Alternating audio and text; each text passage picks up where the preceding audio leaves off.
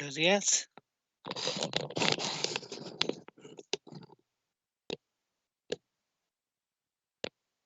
Buenos días, doctor. Bueno, vamos a continuar con la clase de ayer. Pues nos quedamos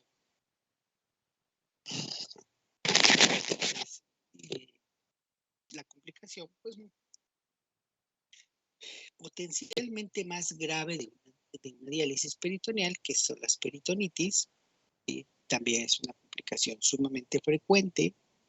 Sin embargo, pues no es la única, ¿no? Y aquí hay que aprender a diferenciar entre cuando es una cosa y cuando es otra. La otra complicación que se da con relativa frecuencia es la infección del túnel del catéter. ¿Esto qué quiere decir? Pues obviamente la infección no está en peritoneo, está en el sitio de salida del catéter. Está alrededor de donde emerge el catéter, puede abarcar el tejido subcutáneo y pues básicamente esto es un poco más notorio que una peritonitis. Vamos a ver, al explorar el sitio de salida, lo vamos a ver enrojecido, vamos a ver salida de líquido purulento a través de este orificio, el sitio está caliente, el sitio, la secreción puede oler mal. Entonces, cuando tenemos estas situaciones, pues el paciente es más fácil que se dé cuenta. No necesariamente quiere decir que va a haber peritonitis. Puede que la infección todavía se encuentre limitada al túnel. En ese caso, pues, hay que tratarla lo más pronto posible. Sabemos que existe la posibilidad de que una infección del túnel se vuelva peritonitis, por supuesto. Sería una vía transmural.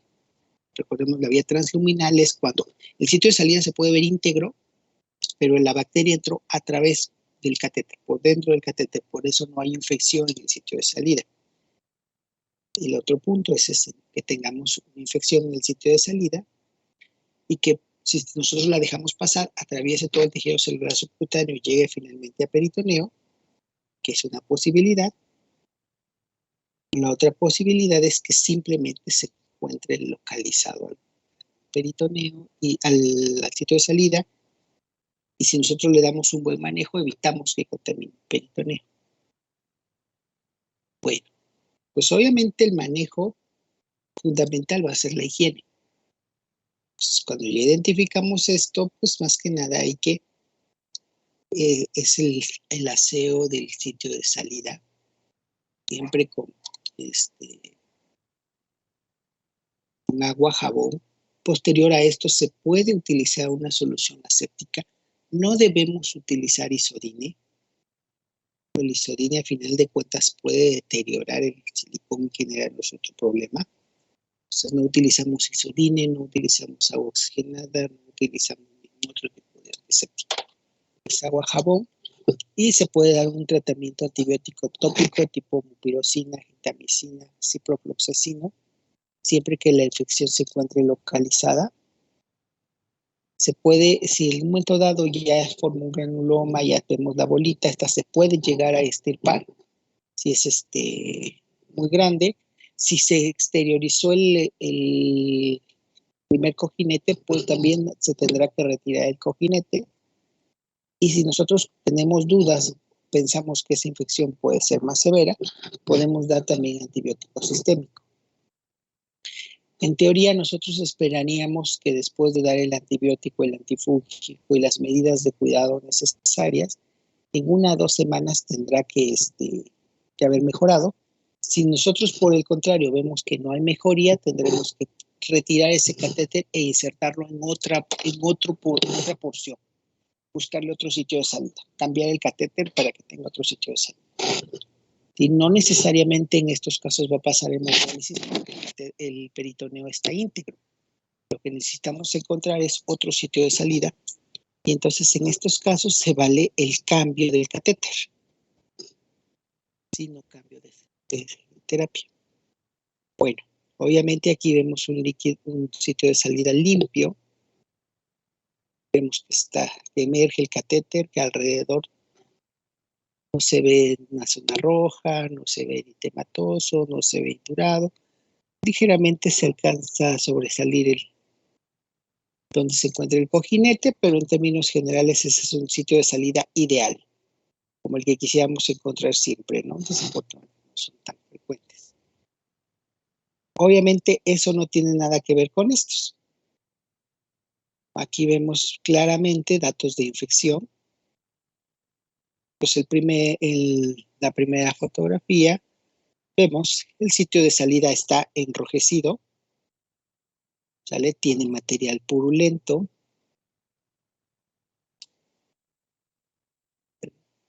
Tiene aquí un poquito de salida de pus.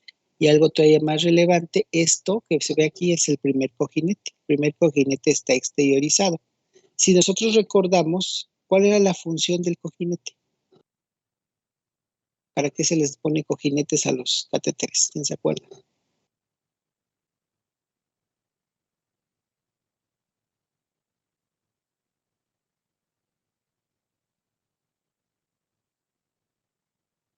Sí, que había unos con un cojinete, otros con dos cojinetes, etc.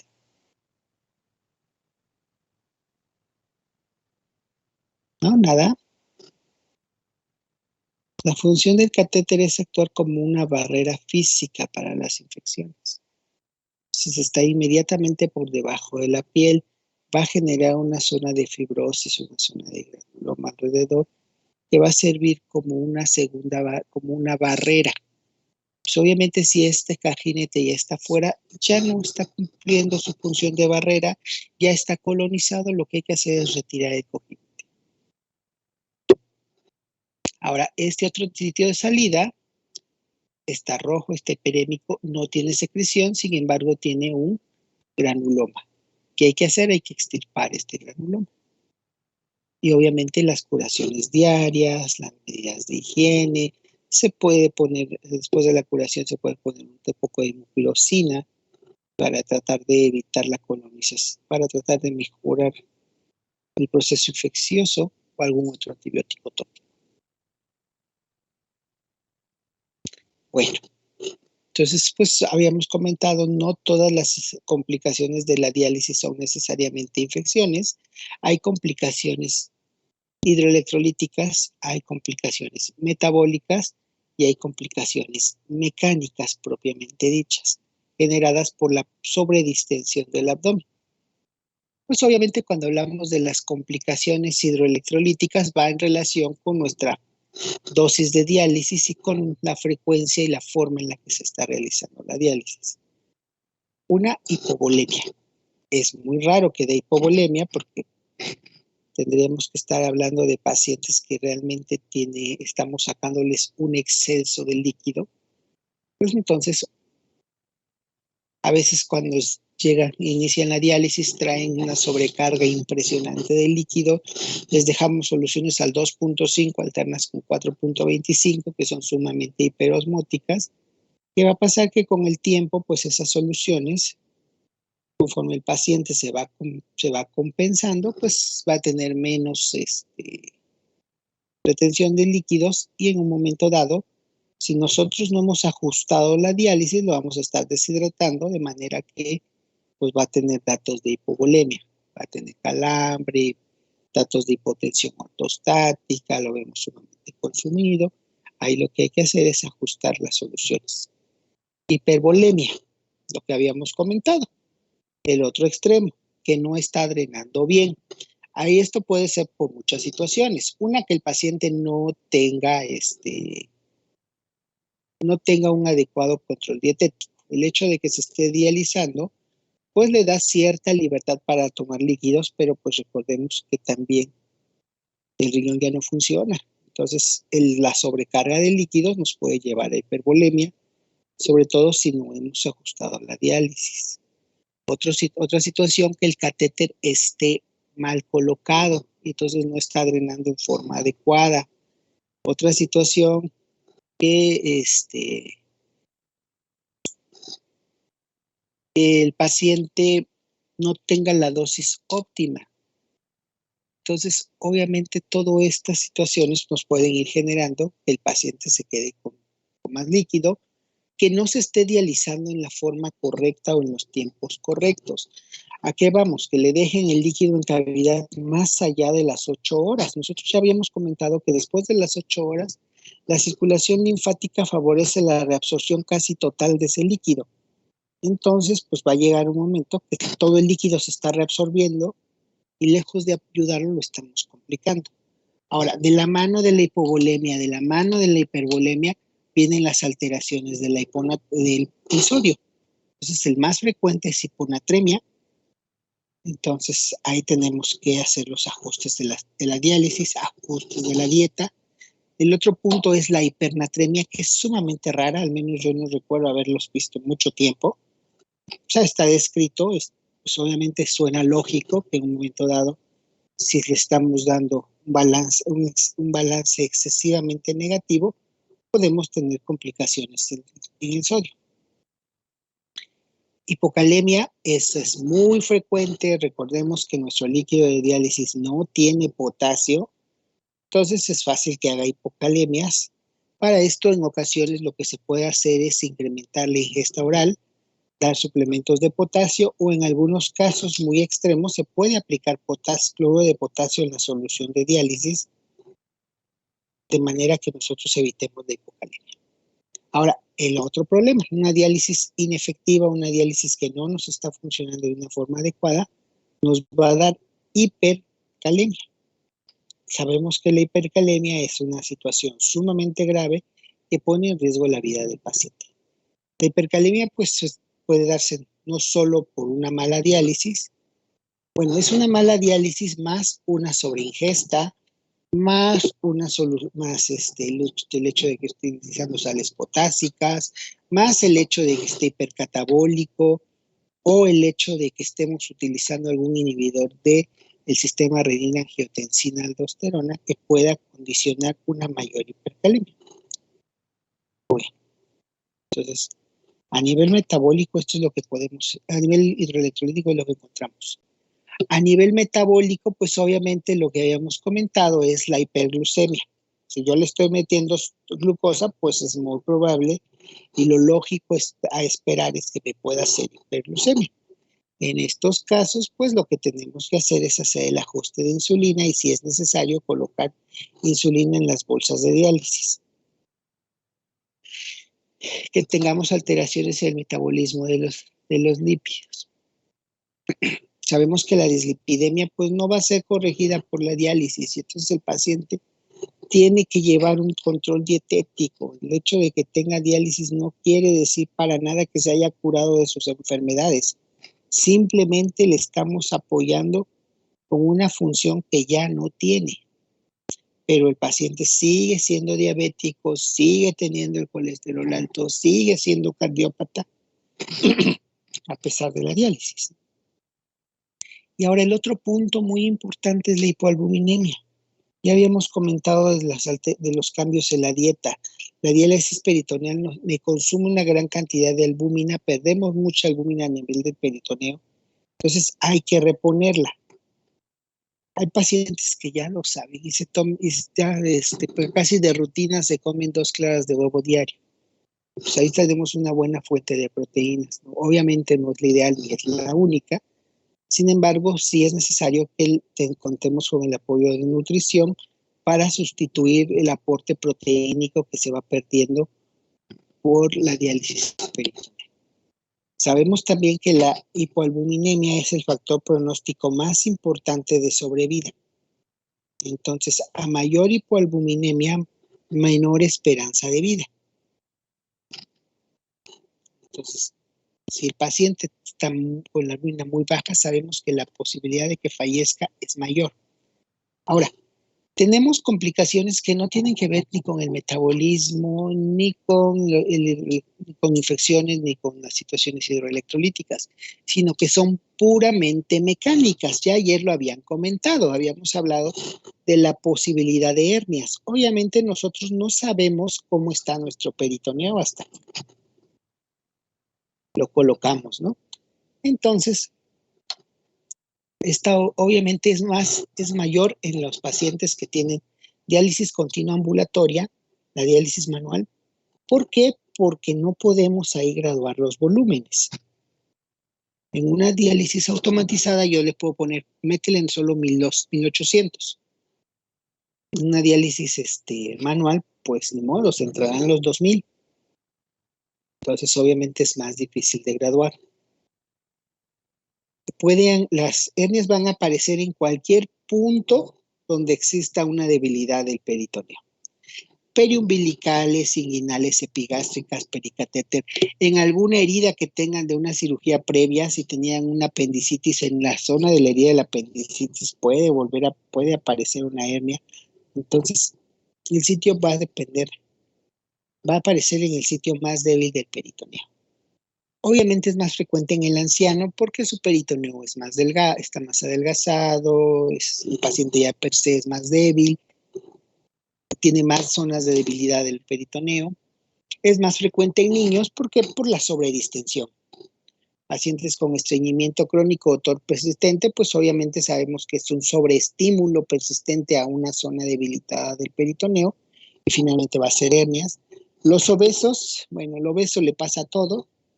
Ya sabemos que el obeso hace hipercalemia, hace hiperglucemia, hace todas las complicaciones mecánicas infecciosas. Multíparas, obvio, pues si ha sido cortada varias veces y tiene ya varias zonas de debilidad en el abdomen, pues va a existir. Cirugías previas, riñones poliquísticos. El riñón poliquístico generalmente no se utiliza diálisis peritoneal porque estos riñones suelen ser muy grandes y ocupar mucho volumen, entonces es complicado el manejo de estos pacientes. El iniciar volúmenes muy altos de forma inicial, eso es una cuestión que tenemos que tomar muy en cuenta. Muchas veces tenemos una persona de 1,40 y nuestra primera indicación de diálisis es meterle los 2 litros. Obviamente va a tronar ese peritoneo. Ese peritoneo tiene que ir tolerando volúmenes gradualmente mayores. O el inicio precoz antes de que haya una buena cicatrización. Incluso hasta la técnica de cerrado, ¿no? Hay algunos que cierran de una forma y otros de otra forma. Algunos que usan puntos simples, que entonces en ese punto pues sabemos que es más fácil que se pueda abrir. Bueno, la otra situación es la fuga del catéter, que ya tenemos el catéter colocado y cuando nosotros lo abrimos, vemos que se empieza a salir el líquido alrededor del sitio de salida. Cuando hablamos de fuga tenemos un sitio de salida aparentemente limpio, pero cuando yo infundo, veo que el líquido se empieza a salir por acá, aquí alrededor del catéter. Pues, ¿qué pasa? Que no ha cerrado. Eso es más frecuente en personas que se encuentran con albúmina baja porque tienen problemas de nutrición y obviamente problemas de cicatrización. En ese caso, o en personas muy obesas. En personas muy obesas es muy frecuente la fuga del catéter. Entonces, ¿qué se hace? Se deja el catéter en reposo. Los libros dicen, en términos prácticos los dejamos 2-3 días, volvemos a probar con volúmenes bajos y vamos incrementando volúmenes en forma gradual.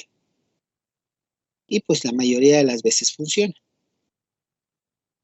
Hidrotórax. Ya habíamos comentado que nosotros no sabemos cómo estamos hechos por dentro.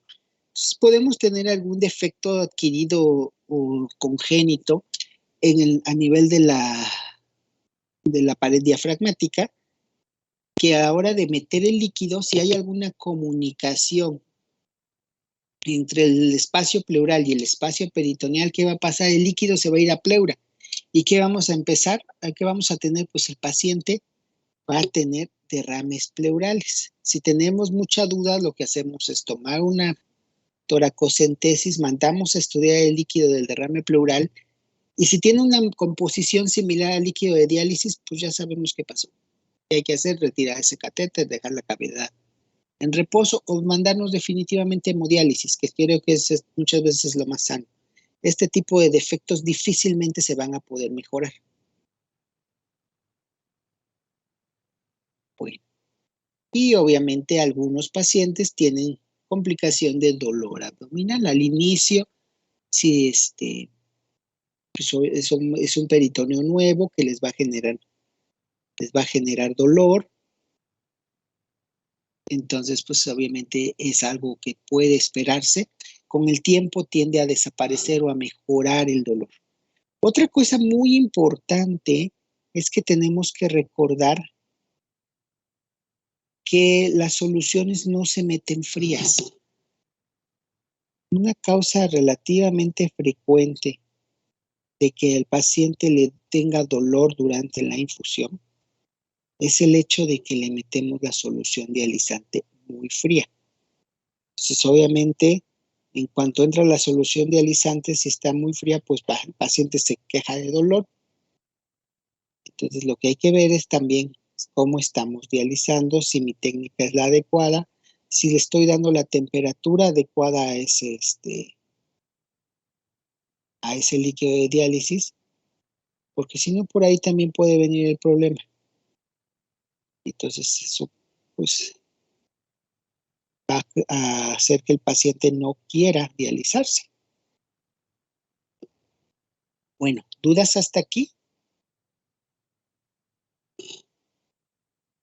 Doctor, Sí, en el caso de la hernia, independientemente del tratamiento de la hernia, seguimos continuando con bueno, se queda el catéter y lo demás.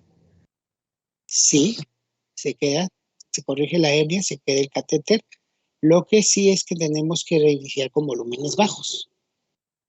O sea, no le metes los 2 litros. En lo que se está cicatrizando, le inicias con 1000, 1500, a menos que la cirugía de la hernia haya sido muy traumática o haya abarcado que la hernia sea muy grande, pues ahí sí se recomienda mejor pasar a hemo.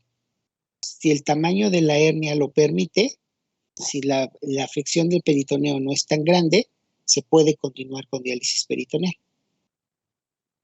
Esto también se tendrá que consultar, incluso hasta con el paciente, ¿no? Hay pacientes que después de una hernia dicen, no, por nada del mundo me dejo poner otro catéter, y ahí sí ya tendríamos que pasar a la hemo, ¿no? Sería una contraindicación relativa.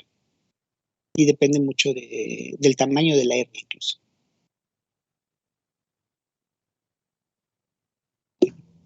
Gracias, doctor. ¿Alguna otra pregunta? Doctor, ¿y a estos pacientes se les corrige la hernia o ya se quedan No, así? sí, no, sí se corrige, se hace la cirugía. Se hace la cirugía. O sea, eso es independiente. Se tiene que corregir por medio quirúrgico. Lo ideal. Gracias.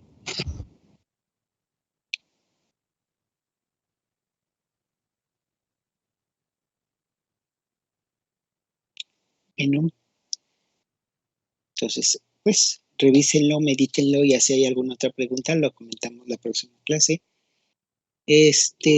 Ahora, ya hablamos mucho de diálisis peritoneal, a pesar de que le dimos una embarradísima, porque realmente diálisis peritoneal es un mundo, es una situación muy interesante, y a veces solamente la práctica diaria nos va sacando, nos va respondiendo muchas dudas.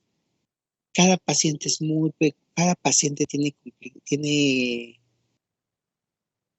situaciones muy peculiares, por las cuales a veces tomamos algunas decisiones un tanto, a veces hasta controvertidas, ¿no? A veces dicen, ¿por qué dejaste a ese paciente más tiempo en diálisis? Porque no puede venir a hemo, porque vive muy lejos, porque no le alcanza para la hemo. O a veces dices, ¿por qué ese paciente lo pasaste directamente a hemo? Porque lo estoy viendo que pesa 200 kilos y el catéter no va a llegar. Hay muchas situaciones que pronto hacen que tomemos decisiones diferentes, pero al menos ahorita lo que vimos son puntos muy generales, puntos que tenemos que conocer, tenemos que saber que el peritoneo pues es nuestra membrana filtrante y que necesitamos tener un catéter funcional, que las soluciones de diálisis son hiperosmóticas, la más usada es glucosa, que tienen un código de colores, que obviamente a mayor concentración, mayor capacidad de extraer mayor cantidad de líquido de agua en solutos, y que pues la diálisis pues, depende mucho del compromiso familiar. Entonces, ahí es donde entra también esta cuestión de la historia social en el paciente. De pronto, cuando nosotros hacemos la historia clínica de un paciente o conocemos por primera vez a un paciente que probablemente va a diálisis, nos vamos un poquito más allá en su dinámica familiar, porque sabemos que de eso depende el éxito. Obviamente, un paciente que está peleado con sus hijos, que la esposa se quiere divorciar de él, pues sabemos que a lo mejor no va a haber ese compromiso, ¿no? A veces el hijo está muy comprometido, pero el hijo trabaja todo el día y no tiene otra red de apoyo. Entonces, en esas situaciones eso nos hace pensar o nos tiene que servir para tomar decisiones. Bueno, ahora, la otra alternativa, si el paciente por alguna razón necesita tratamiento sustitutivo y no tenemos posibilidad de meterlo a diálisis peritoneal porque ya tiene muchas cirugías, porque ya tuvo muchos cuadros de peritonitis, porque simplemente el paciente no puede dializarse 4 veces al día y no tiene forma de conseguir una máquina. Una alternativa es la hemodiálisis. La hemodiálisis es un procedimiento sustitutivo en la cual vamos a utilizar una máquina dializante. Esa máquina dializante tiene un filtro y ese filtro tiene una micromembrana, la cual sirve como membrana de filtración, la cual va a suplir las funciones del glomérulo, únicamente como membrana de filtración. Otra vez vamos a lo mismo, ¿eh? Todos los tratamientos sustitutivos solamente nos sustituyen la filtración glomerular. De ninguna manera nos sustituyen ni las funciones endocrinas. Entonces, eso es aparte. De acuerdo a la norma oficial mexicana 003 del 2010, esa es la norma para la práctica de la hemodiálisis en México. Nos dice que la hemodiálisis es el procedimiento terapéutico especializado empleado en insuficiencia renal utilizando técnicas y procedimientos a través de equipos, soluciones, medicamentos e instrumentos adecuados, que utiliza el principio físico-químico de la difusión pasiva de agua y solutos de la sangre a través de una membrana semipermeable extracorpórea. Todo esto traducido al español es para conectar al paciente a una máquina que tiene un filtro que va a hacer las funciones del glomérulo.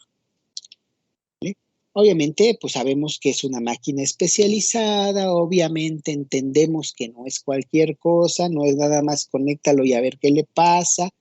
Sabemos que al ser una membrana filtrante, pues va a filtrar unas cosas y otras no. Sabemos que hay que calcular flujo, sabemos que lo puedo deshidratar, sabemos que lo puedo intoxicar.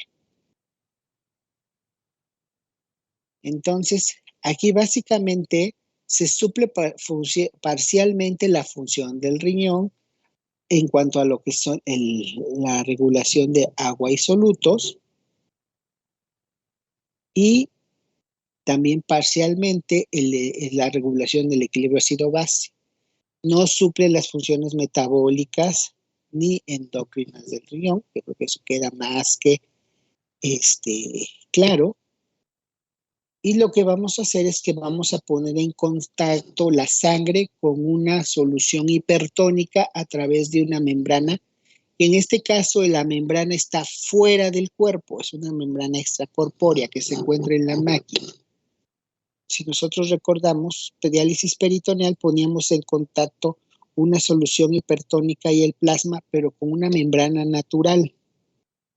Una membrana que se encuentra dentro de nuestro organismo, que en ese caso pues estábamos hablando de nuestra membrana peritoneal. Y la membrana va a ser un filtro. Si vamos a los principios físico-químicos, pues son básicamente los mismos, difusión y ultrafiltración. Entonces ya sabemos que la difusión es el transporte de solutos de mayor a menor gradiente de concentración y la convección o ultrafiltrado es simplemente el transporte de agua que sigue a los solutos. Entonces, el procedimiento en términos generales, pues, consiste, primero que nada, en poner en extraer la sangre del paciente.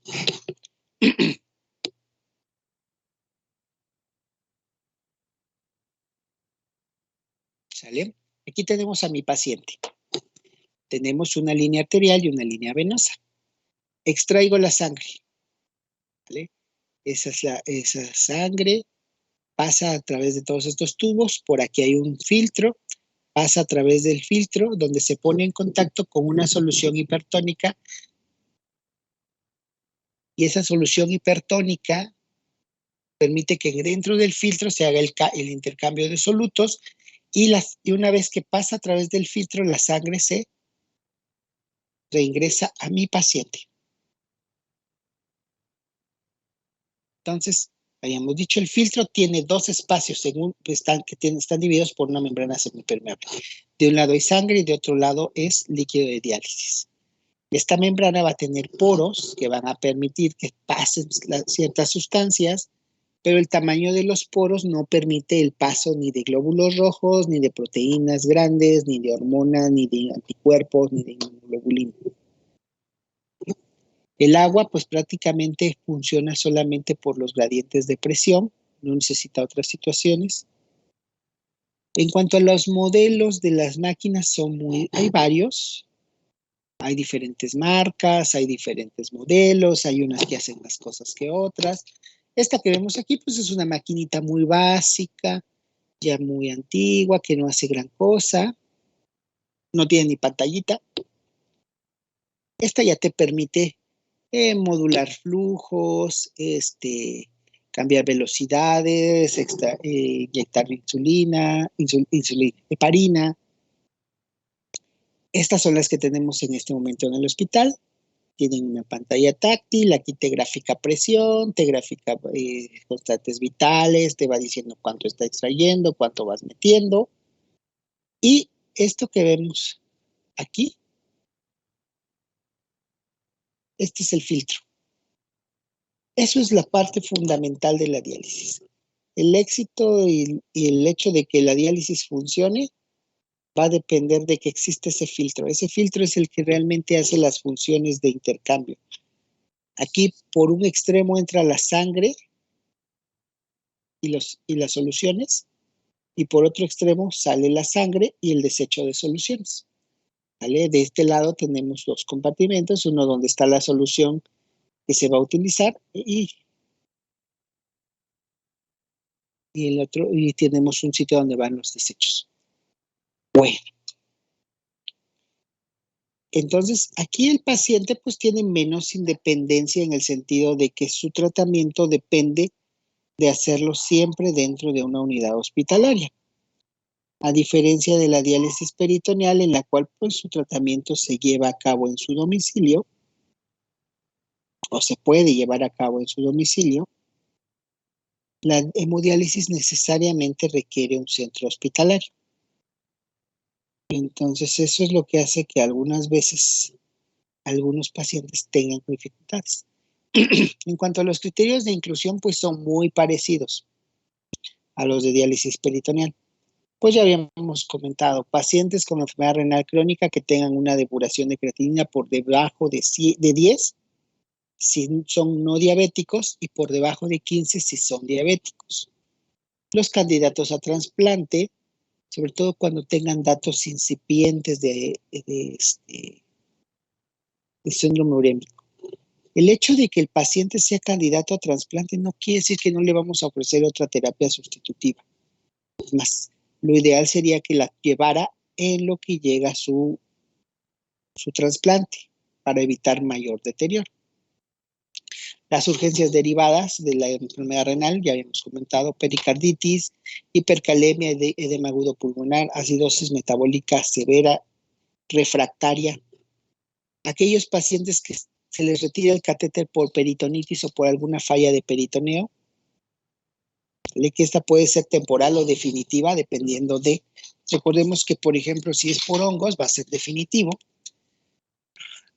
Situaciones que dificulten el manejo de la diálisis peritoneal, ya habíamos comentado, cirugías abdominales recientes, hernias muy grandes, evitaciones, problemas de columna, cavidad congelada, que ese es los casos que han tenido una peritonitis tras otra, pacientes embarazadas.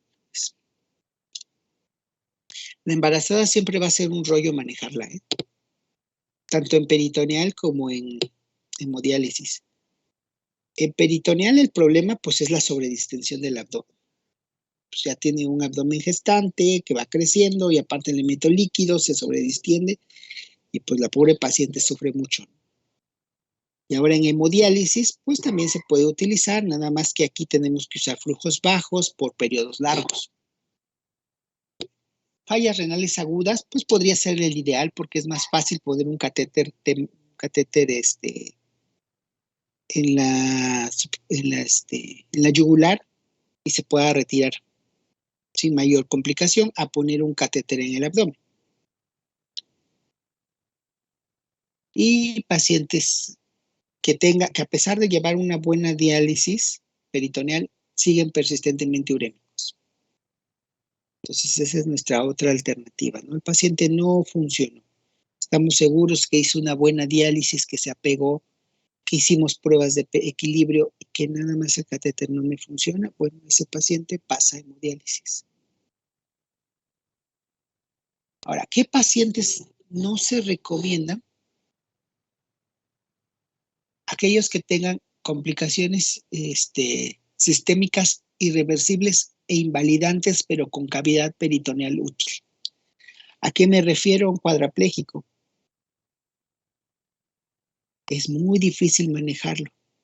Entonces, preferiblemente que estaría en su casa, se estaría dializando. El paciente que ya no se mueve y que tiene una cavidad útil. El paciente con cáncer, que ya no tiene posibilidad de curación, no tiene sentido meterlo en hemodiálisis, es más, se van más rápido, se desgastan más rápido. Entonces, la idea sería darles una alternativa de tratamiento sustitutivo con una peritoneal. Aquellos pacientes que tienen serología para virus B, virus C, VIH y que tienen cavidad útil, pues lo ideal es que estén en peritoneal. Y sabemos que a final de cuentas, aunque todo el equipo es desechable, estamos manejando sangre. Alteraciones psiquiátricas o drogadicción. Bueno, ese es un rollo, ¿no? Ya habíamos comentado, pues creo que a ustedes ya les comenté del paciente que se arrancaba los catéteres. Entonces, este paciente nunca acomodaba ni en diálisis ni en hemodiálisis porque de todas formas se arrancaban los catéteres. Entonces era sumamente difícil. Tuvimos también un paciente drogadicto que llegaba súper urémico, súper intoxicado, con un catéter sucio, que siempre tuvimos miedo de que a ver cuándo se hacía una endocarditis. El paciente falleció por otras causas antes de la endocarditis, pero era un riesgo terrible tenerlo así. El problema es que la familia pues insistía y ahí hubo incluso demandas, ¿no? Y bueno, pacientes que no toleran la hemodiálisis. Existen los pacientes que los conectas y salen en muy malas condiciones. Sobre todo la principal causa para no tolerar la hemodiálisis son los pacientes que tienen insuficiencia renal, insuficiencia cardíaca, que tienen algún grado de insuficiencia cardíaca, los pacientes que tienen una FEBI baja. Entre más baja es la FEBI, mayor es el riesgo de una hemodiálisis. Creo que se queda un poco claro por qué. Nosotros entendemos cómo funciona, podemos entender por qué el paciente con insuficiencia cardíaca no es el ideal. ¿Por qué? Porque obviamente el procedimiento consiste en mover volumen y regresar volumen. Entonces el corazón debe tener la capacidad de adaptarse a los cambios de volumen. Yo saco 200 mililitros para que se ultrafiltren y después le voy a regresar otros 200 mililitros. Entonces, eso obviamente va a estar generando que que mi miocardio tiene que estar trabajando pues un poquito más. Bueno, ahora, existen criterios que para sacar a un paciente de hemodiálisis, sí, aquellos que ya tenían cavidad útil y positivicen a virus B, virus C, VIH, pero obvio que tengan cavidad útil. Si la cavidad no es útil, no los puedo sacar, les tendría que meter a la máquina especial. De hecho, por la norma oficial mexicana nos obliga a que todas las unidades de hemodiálisis debemos tener una máquina especial para pacientes positivos a virus B, virus C o VIH. Bueno, ahora, pacientes que fueron ingresados directamente en hemodiálisis sin considerar previamente peritoneal, ese es un criterio de eliminación que utilizan la mayoría de los sectores de salud, lo que utiliza el sector salud de México. Bueno, ahora, dentro de los componentes de la hemodiálisis, el primero que tenemos que tomar en cuenta es el acceso. ¿Cómo voy a conseguir yo un buen flujo de sangre? Para que mi hemodiálisis sea funcional, debo tener por lo menos 200 mililitros de flujo efectivo. Y eso es considerando que de verdad dio muy poquito flujo. Entonces, para eso necesito tener un muy buen acceso. Para el primero, cuando nosotros recién iniciamos la hemodiálisis, pues casi siempre es una situación de urgencia, difícilmente son ingresos planeados. Entonces, lo que tenemos que hacer en la primera instancia es colocar un catéter. Ese catéter, pues, habitualmente es un catéter tipo Mann-Hurkar, que es un catéter temporal. Se puede colocar por vía yugular, que es la vía ideal, ¿vale? Se prefiere la yugular por la subclavia, sí, mucho. Da mucho mejor flujo, da menos complicaciones, se mueve menos, la máquina funciona mejor, da menos problemas de estenosis. Entonces, la vía ideal sería una yugular. Si no, pues podemos entrar por la subclavia o por la femoral, que son alternativas, ¿no? Lo ideal es que entremos por las yugulares. Al colocar el catéter siempre va a haber un riesgo, es una punción. Algunos lo hacen guiada por ultrasonido, otros lo hacen a ciegas. Y pues la principal riesgo va a ser una lesión vascular. Pues obviamente, siempre que yo punciono un vaso, existe el riesgo de que lo lesione y de que me haga un hematoma. Puede haber riesgo de neumotórax. El riesgo de neumotórax es mucho mayor si mi vía de acceso es subclavia. Riesgos de infecciones, si no me lavo las manos, si no se cuida bien el catéter, si no lo maneja con la técnica adecuada, se va a infectar. Trombosis de la vena, ¿sí? Sobre todo la subclavia, por eso no se recomienda la subclavia como primera elección. Al menos, no sé, el catéter de Mann-Hurkar es muchísimo más grueso que un catéter central para alimentación o para pasar medicamentos. Entonces, ahí por eso no se recomienda la subclavia. Y el riesgo es que a pesar de que yo ponga mi catéter no funciona. Que el vaso no tenga una buena calidad y aunque esté bien colocado, no me dé un flujo adecuado. Vale, entonces, el catéter de Mann-Hurkar se coloca cuando vamos a realizar una hemodiálisis de urgencias por varias semanas y que no tenemos tiempo para crear una fístula o un acceso definitivo. Entonces, estos son catéteres no tunelizados, son los Mann-Hurkar. Se reservan para situaciones urgentes y que en teoría vamos a utilizar menos de 3 semanas. Después de 3 semanas ya tendríamos que empezar a pensar el cambio. Son catéteres semirrígidos de poliuretano. Su tamaño va entre 15 a 25 centímetros. Obviamente el tamaño del catéter depende del tamaño del paciente. Si yo a una mujer de 1,40 le meto un catéter de 25 centímetros, pues va a quedar una porción muy, muy grande por fuera, o me voy a ir hasta el ventrículo. Su forma es recta, tiene extensiones, pueden estar curvadas. Se colocan en la cama del paciente y se utilizan en forma inmediata. Le coloco el catéter, le tomo una placa, si quedó, vamos, se inicia la hemodiálisis. Es una situación urgente y lo que habíamos comentado, la vía de acceso ideal es la vía yugular.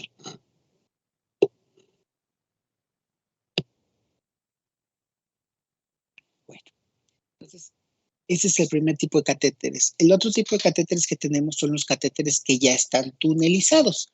Esos son los catéteres que se les considera catéteres permanentes.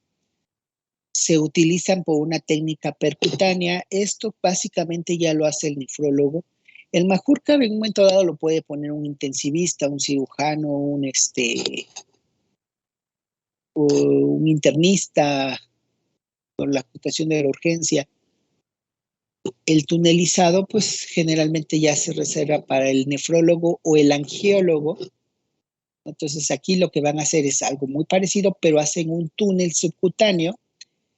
Tiene entonces el catéter, aparte de esto, va a tener un rodete de Dacron, un cojinete, que igual va a ser la misma función que hace el cojinete del catéter de Majorcar, anclar y formar una zona de fibrosis que evite la colonización. Estos sí se deben colocar preferentemente en salas, en un quirófano, en una sala limpia, y lo prudente es esperar de 24 a 48 horas para su uso. Entonces, si vemos, el tunelizado no se pone de urgencia.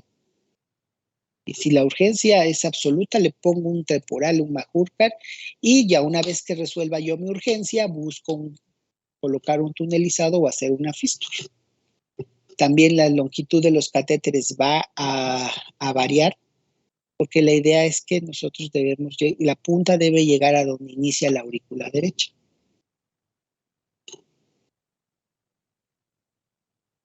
Entonces, la indicación de un tunelizado es el inicio de fístula, de hemodiálisis sin fístula, o que la fístula esté en fase de maduración.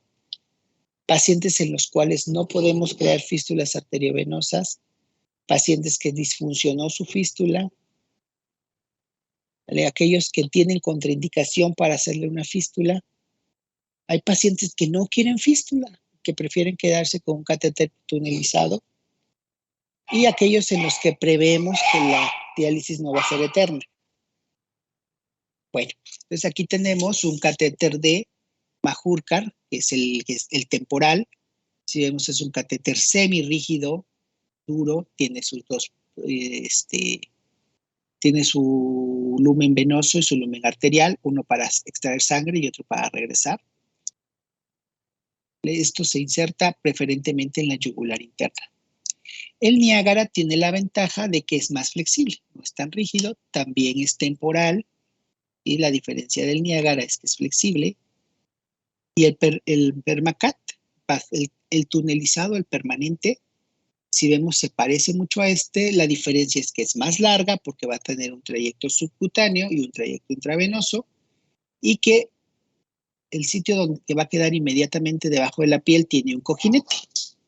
Ese cojinete va a inducir una zona de fibrosis que va a permitir, uno, fijarlo, y dos, ser una barrera mecánica para las infecciones. Bueno, yo creo que por cuestiones de tiempo lo dejamos hasta aquí. ¿Alguna pregunta? Sí, doctor, una pregunta rapidita. ¿Qué pasa? Bueno, yo tengo entendido que en el caso de la hemodiálisis, pues tenemos tres tipos de accesos, lo que es la fístula, el injerto y el catéter. Sé que la fístula y el injerto son para tiempos que van a ser más largos, a diferencia del catéter que va a ser...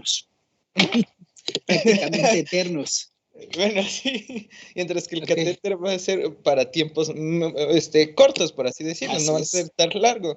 Aquí lo que no entendí bien es en qué caso dejaríamos una fístula y pasaríamos a un injerto, porque sé que la fístula es el que tiene menos complicaciones y va a durar un poquito más tiempo que el injerto. El injerto se pone cuando los vasos no son de buena calidad. Aquí, la fístula, lo que vas a hacer es que vas a unir una arteria con una vena propia del paciente. Pero pues a veces el paciente tiene unas venas muy delgaditas, tiene muchas placas de ateroma, o ya lleva otras fístulas y ya no dan ya la longitud del vaso no da, pues ahí metes un injerto. El injerto es como para completar donde ya no da tu vaso nativo. Si tus vasos nativos son muy estrechos, no te dan buen flujo, metes un injerto para permitir que dé un buen flujo. digamos, como para sustituir aquellos casos donde tus vasos nativos ya no dan para que tu fístula sea funcional. No sé si quedó claro. Sí, doctor. Sí, quedó claro. Gracias. Bueno, y como les comentaba, lo ideal es que te vayan a fístula e injerto, que los catéteres sean siempre temporales, pero si vemos que el paciente va a durar más tiempo y no se puede hacer la fístula o no quiere o alguna situación, los catéteres tunelizados nos pueden dar una sobrevida mucho más larga. Nos pueden durar varios años incluso. Bueno, entonces, si no hay otra pregunta, nos vemos el día de mañana. Hasta luego. Hasta mañana, doctor. Gracias.